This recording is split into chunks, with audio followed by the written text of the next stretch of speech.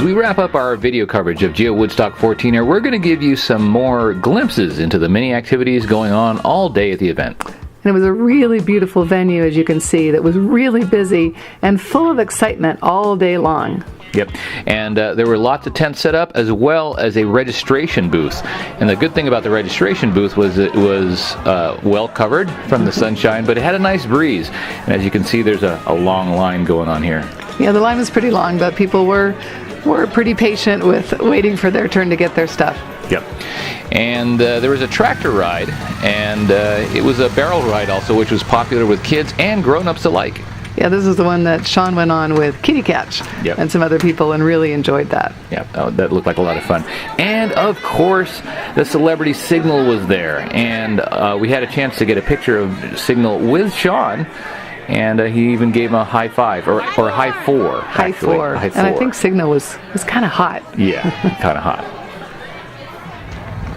All right, and we are sort of on the back side of Geowoodstock, a little bit away from the craziness. Over here there's a barn. See through the trees off in the distance. And over now in that section was a climbing wall. It looked like they've taken it down. But it's sort of the kids section. And I gotta tell you, we're both up at altitude right now, and it's warmer and it's more humid. So it's a good day. I'm glad it's not raining and stuff.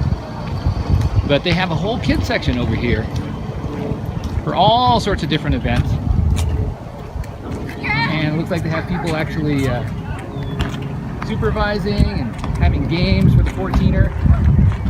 That's pretty cool. And then over there's some tents, I believe, with crafts, which Sean would absolutely love. And it looks like the climbing wall is driving away right now.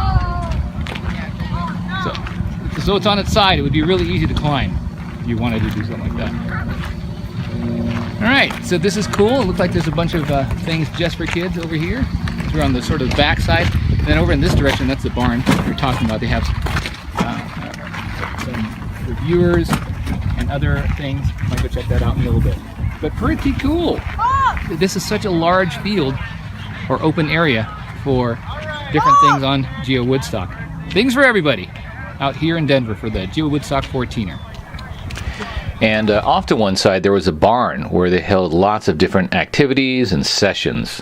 And one of the most popular sessions at a mega event like Geowoodstock is the Meet the Reviewer session. And some of the many different volunteer reviewers form a panel, and they're available to answer questions from the audience. And it's a great way for geocachers to gain insight into the job of the reviewer, and as well for viewers to kind of hear about issues and concerns from the geocacher's perspective as well. Yeah, I think they did a great job fielding all the questions, and is also a great place to get out from under the hot sun in some cool fanned areas. And then in the afternoon we had a meet and greet at our booth with some prize giveaways, and a whole bunch of people showed up, and it was so much fun. All right, guys, welcome to PodCacher.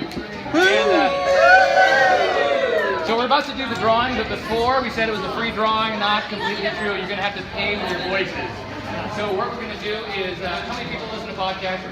Right. You know, at the end when I say, hey, those are all great milestones. Certainly worth celebrating. Let's go ahead and call in the PodCacher studio audience and let's celebrate with them. Have you guys heard that? Yes. Well, today you guys are going to be the studio audience. We're going to use your voices.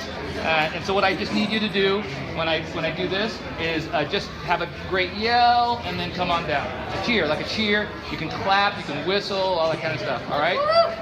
So here we go. And it's good to turn the recorder on. I've learned this. All right. So let me see how it sounds. And so I'm going to go. When you get to 0, then you just start clapping, clap, clap, clap, and then stop. Okay, ready? So in 5, 4, 3. All